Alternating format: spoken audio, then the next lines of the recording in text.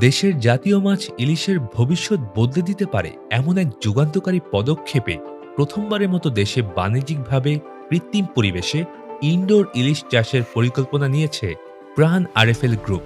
উন্নত প্রযুক্তি নির্ভর এই অ্যাকোয়াকালচার বা মাছ চাষ প্রকল্পের জন্য ডেনমার্কের অ্যাসেন্টাফর্ড অ্যাকোয়া লিমিটেডের সঙ্গে যৌথভাবে কাজ করবে দেশের শীর্ষস্থানীয় এই শিল্প গোষ্ঠী। প্রকল্পে বিনিয়োগ করা হবে ৩ কোটি ইউরো বা প্রায় ৪৩০ কোটি টাকা। কিন্তু প্রশ্ন একটাই, এবার গরিবরাও কি ইলিশ খেতে পারবে? পদ্মার ও মেঘনার ইলিশের মতো হবে এর স্বাদ? তা জানাবো আজকের এই ভিডিওতে। চলুন শুরু করা যাক।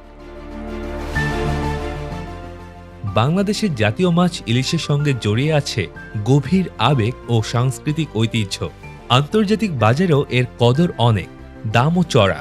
মধ্যপ্রাচ্য, ইউরোপ, যুক্তরাষ্ট্র, কানাডা ও অস্ট্রেলিয়ায় বসবাসরত বাংলাদেশি প্রবাসীদের মধ্যে ইলিশের চাহিদা দিন দিন বাড়ছে। কিন্তু প্রাকৃতিক উৎসের ওপর নির্ভরশীলতা, নদী ব্যবস্থার পরিবর্তন এবং মৌসুমী নিষেধাজ্ঞার কারণে ইলিশ রপ্তানি সীমিত। দেশের বাজারে চড়া দামেও অনেক সময় ইলিশ পাওয়া দুষ্কর হয়ে পড়ে।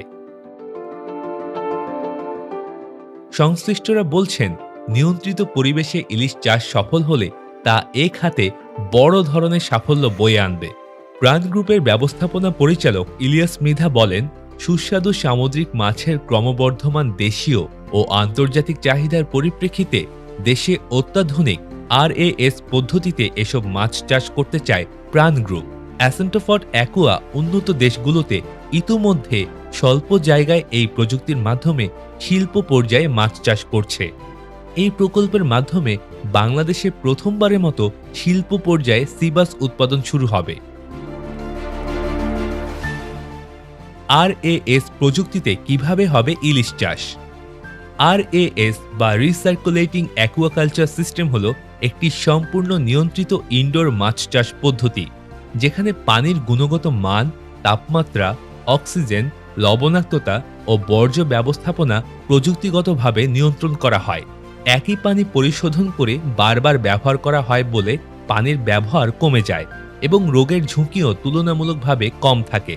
প্রতিটি মাছের লক্ষ্যমাত্রা ওজন ধরা হয়েছে ১২০০ গ্রাম থেকে ১৫০০ গ্রাম পর্যন্ত।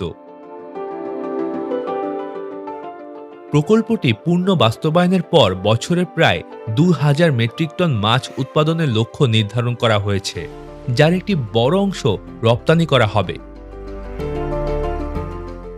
ইলিশ মাছ চাষ কি আদৌ সম্ভব? ইলিশ মূলত অভিবাসী বা মাইগ্রেটরি মাছ হওয়ায় দীর্ঘদিন এটি চাষের বাইরে ছিল।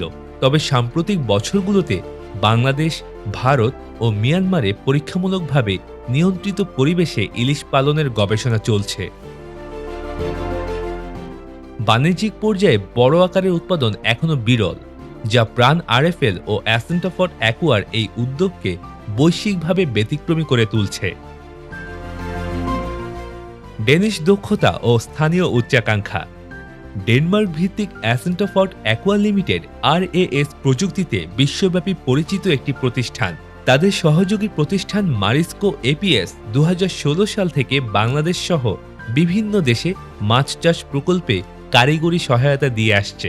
অ্যাসেন্টাফর্ড অ্যাকোয়ার ডক্টর জেন্স ওলে ওলেসেন বলেন, ডেনিশ সরকারের গ্যারান্টিযুক্ত অর্থায়নের মাধ্যমে বাংলাদেশে একটি আরএএস ভিত্তিক মাছ চাষ প্রকল্প বাস্তবায়নের জন্য আমরা প্রস্তুত।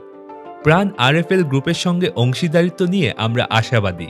প্রাণ আরএফএল গ্রুপ দেশের অন্যতম বৃহৎ এগ্রো ও খাদ্য প্রক্রিয়াজাতকারী প্রতিষ্ঠান।